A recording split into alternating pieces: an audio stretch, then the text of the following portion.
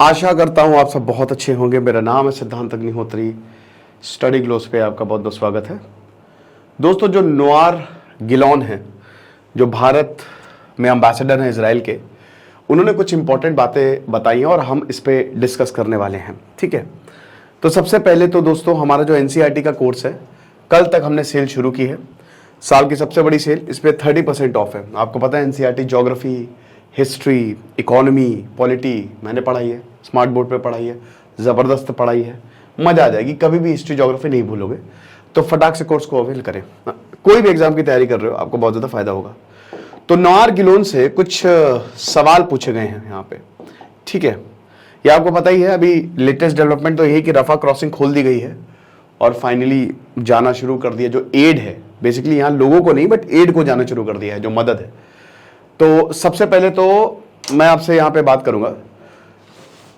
यहाँ कुछ सवाल पूछे गए हैं, इंडियन एक्सप्रेस ने यहाँ पे सवाल पूछे हैं नोआर गिलोन से। तो सबसे पहले सवाल इनसे पूछा है कि जो बाइडेन आए इजराइल में, आपको क्या लगता है? तो उन्होंने कहा कि हम बहुत अप्रिशिएट करते हैं। 7 अक्टूबर से आपको पता ही, आज 13वां दिन है वॉर का और 4000 से ज़्यादा लोग मारे गए हैं। बुरी हालत है इस समय। हॉस्पिटल पे भी अटैक हुआ।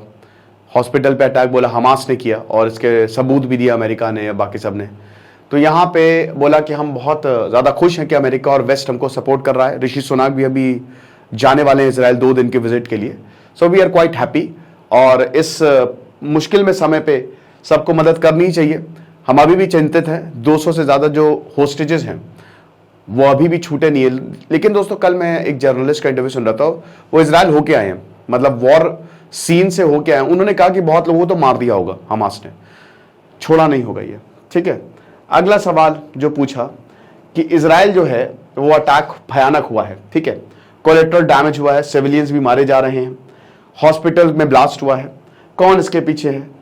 तो नोआर गिलोन बोलते हैं कि अनफॉर्चुनेटली, बिल्कुल आप सही कह रहे हैं, हमास सिविलियंस को as a human shield use करता है। जो हॉस्पिटल का अटैक हुआ उसके पीछे नो डाउट हमास है, नो डाउट। हमने सारे सबूत दिए हैं, अब आप खुद ही फैसला कर लीजिए। लेकिन हम स्टॉप, ये हमेशा हम इसी चीज को देख के रुक जाता है, कोलेट्रल डैमेज। पर इस बार हम नहीं रुकने वाले हैं, क्योंकि इस बार जो हमला है वो बहुत ही ज्यादा तगड़ा हुआ है। अब उसके बाद 7 अक्टूबर को जो अटैक हुआ, क्या इजराइल ने एंटिसिपेट किया था? तो यहां पे बोला है कि देखिए, ये जो वॉयलेंट अटैक हुआ है, अब हम डिस्टर्बेंस देख रहे हैं जो नॉर्दर्न पार्ट में भी ये चला गया है। ठीक है, ईरान का कनेक्शन अब एंटिसिपेट तो नहीं किया था, ईरान का कनेक्शन क्लियर नहीं है, ईरान ने सपोर्ट दिया ट्रेनिंग की। लेकिन दोस्तों, इंटेलिजेंस फेलियर तो है ही है। बेंजामिन नेतन्याहू की सरकार भी खतरे में है और बहुत बड़ा इंटेलिजेंस फेलियर है कि आखिरकार क्यों नहीं आप पता लगा पाए। हमास कहीं ना कहीं ट्रेनिंग की होगी। गाजा इतना बड़ा है भी नहीं, ब्लॉकेड आपने लगा के रखी है। यूनाइटेड नेशन के 1 किलोमीटर दूरी है हमास का ट्रेनिंग सेंटर।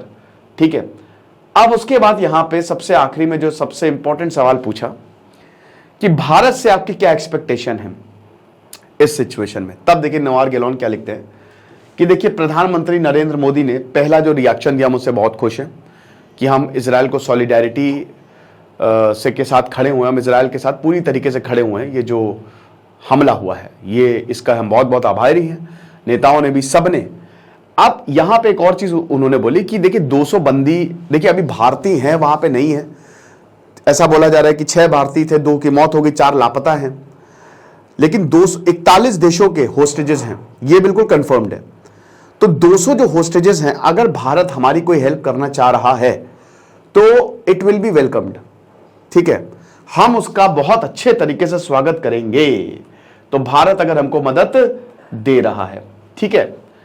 एक बात इन्होंने बहुत बढ़िया बोली है कि देखिए, जो यहां पे जब इनसे ये एक और सवाल पूछा गया, अभी हम भारत पे आएंगे, कि क्या किसी तरीके से दुनिया हमारे पे प्रेशर डाल सकती है? तो उन्होंने बोला क्यों नहीं डाल सकती है। कतर में, दोहा में, ये जग जाहिर है दोस्तों। अब आप देखिए, यही नोआर गिलोन ने भी यही बोला है कि जो मास्टरमाइंड्स है, जो टॉप कमांडर्स है हमास के, वो तो कतर में रह रहे हैं, वो तो लग्जरी लाइफ जी रहे हैं भाई, उनको तो कोई लेना ही देना नहीं है, वो मस्त हैं। मर यहां पे कौन रहा है? आम आदमी। तो वही बता रहे हैं, ऐसे ही ब्रेन वॉशिंग होती है कि तुमको लड़वा देंगे लेकिन हम नहीं लड़ेंगे, हम मस्त बंगले में रहेंगे। तो अगर कतर प्रेशर डाले, जेल में डाल दो, खेल खत्म। लेकिन नहीं करेगा कोई। कभी कभी तो लगता है कोई ये चाहता ही नहीं युद्ध रुके, लेकिन सबसे बड़ी इसमें कीमत किसको चुकानी पड़ रही है? कीमतें चुकानी पड़ रही हैं आम इंसानों को। भारत में बोला कि भारत अगर हमारी मदद करता है तो इट वुड बी वेलकम। देखिए भारत, मैं भी एक लेक्चर लूंगा कि इजराइल को भारत से सीखना चाहिए। इंडिया की जो मिलिट्री है वो दुनिया की सबसे ताकतवर मिलिट्री में आती है। ऐसा इतिहास में कभी नहीं हुआ, कभी भी नहीं, लेकिन भारत ने करके दिखाया कि एक देश को ही बना दिया। ऐसा कभी नहीं हुआ। और 13 दिन के अंदर अंदर, क्योंकि पाकिस्तान की आर्मी और पाकिस्तान तगड़ी है, तगड़ी थी उस समय भी, और पूरी दुनिया का सपोर्ट था पाकिस्तान को, लेकिन भारत ने 13 दिन के अंदर अंदर एक देश बना दिया। मतलब इतनी जल्दी वॉर खत्म किया, संभलने का मौका ही नहीं मिला। भारत की आर्मी, चाहे ऑपरेशन खुकरी हो, ऐसे बहुत सारे ऑपरेशन इंडियन आर्मी ने किए हैं जो सक्सेसफुल रहे हैं। शायद ही कोई ऑपरेशन है जो अनसक्सेसफुल रहा हो। तो इंडिया का जो ट्रेनिंग, जिस तरीके से इंडियन आर्मी ट्रेन करती है, क्योंकि Indian army take best of the best. मैंने दोस्तों एसएसबी दिए हैं 2-3 बार, बट मेरा सिलेक्शन नहीं हुआ। मेरे दोस्त ने 16 बार एसएसबी दिया, वो हमारे क्लास का टॉपर था, उसका 17वीं बार में हुआ। आप विश्वास करेंगे? तो Indian army take best of the best, best brains mint. यहां तो ठीक है, हाथ तो ठीक है, दिमाग। टाइगर 3 में वो डायलॉग नहीं है कि दिमाग से ही जंग जीती, बिल्कुल सही बात है बेटा। तो Indian army takes best of the best. Indian army तगड़ी है, बहुत तगड़ी है, लेकिन क्या इंडियन आर्मी हेल्प करेगी? नहीं। इसका जवाब है बिग नो। देखिए हमने ऑपरेशन अजय चलाया, अभी 6th फ्लाइट गई है, हम अपने नागरिकों को वापस लेके आए, बाकी सबके सारे देशों के नागरिक वहीं फंसे हुए हैं। तो एक चीज तो बिल्कुल सही है कि इंडियन आर्मी जो है वो अपने लोगों के लिए तत्पर रहती है, लेकिन दोस्तों यहां पे हमको जियो पॉलिटिक्स ध्यान में रखनी चाहिए। हम इजराइल का सपोर्ट पूरी तरीके से नहीं कर सकते, हमने पैलेस्तीन का भी सपोर्ट किया है। हम ये क्यों बोल रहे हैं? तुरंत मिनिस्ट्री ऑफ एक्सटर्नल अफेयर्स ने एक ट्वीट जारी किया एक्स पे, उन्होंने तुरंत बोला कि नहीं भैया हम पैलेस्तीन के भी साथ हैं, जो हो रहा है ना वो सही नहीं है। तो हम अभी भी 2 स्टेट सोल्यूशन का ही, जो भारत का ऑफिशियल स्टैंड रहा है, स्टैंड रहा है 1947 के बाद, क्योंकि हम अरब मुल्कों से, और देखिए अभी जो हवा चल रही है ना वो इजराइल के खिलाफ ही चल रही है। क्योंकि देखिए अरब मुल्कों से हम तेल खरीदते हैं, सऊदी अरब से हमारे अच्छे रिलेशन है, सऊदी अरब ने सीधा कंडेम कर दिया। तो आप ईरान, सऊदी अरब, अरब मुल्कों से आपके अच्छे रिलेशन थे और अभी भी हैं। तो इसीलिए हम ये इतना बड़ा रिस्क नहीं ले सकते, बहुत बड़ा रिस्क हो जाएगा ये। दूसरा, हमको ये भी देखना है, देखिए अगर हम करते बिल्कुल ऑपरेशन करते, बट अगर इंडियंस बहुत ज्यादा वहां पे होते या हमारा इंटरेस्ट भी वहां पे होता, हालांकि मानवता के लिए कोई इंटरेस्ट की जरूरत नहीं है। यूक्रेन और रशिया का जब युद्ध हुआ तो यूक्रेन का पॉइंट ज्यादा वैलिड था कि यूक्रेन कह रहा था कि भारत को महाभारत याद रखकर, बहुत मदद मांगी थी यूक्रेन ने, भारत ने नहीं की। इजराइल ने साथ दिया है हमेशा, यूक्रेन ने तो कभी साथ नहीं दिया, बट इजराइल ने हमेशा साथ दिया है। तो अब उस पैमाने पे, लेकिन तब भी हम मदद नहीं करेंगे। क्यों नहीं करेंगे? क्योंकि इंडियंस वहां पे फंसे नहीं हैं, जो मदद थी हमने की।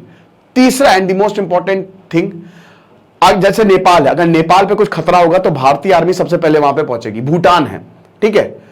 इजराइल खुद भी बहुत ज्यादा सक्षम है, उसको किसी की जरूरत है ही नहीं, उसकी अपनी आर्मी पूरी दुनिया पे भारी है, इजरायली डिफेंस फोर्सेस, ठीक है। तो इसीलिए टेंशन लेने की जरूरत नहीं है। इजराइल खुद ही बहुत ज्यादा सक्षम है। ग्राउंड ऑफेंसिव इसीलिए डिले हो रहा है क्योंकि इंटेलिजेंस गैदर किया जा रहा है, कोलेट्रल डैमेज कम से कम रखना है। यहां पे पूरी दुनिया ने यही इजराइल को बोला कि बेटा कोलेट्रल डैमेज कम से कम रखना, वरना मार दे गोली, केहू ना बोली। समझ रहे हो? ये चीज है। भारत के इजराइल से रिलेशन बहुत अच्छे हुए हैं।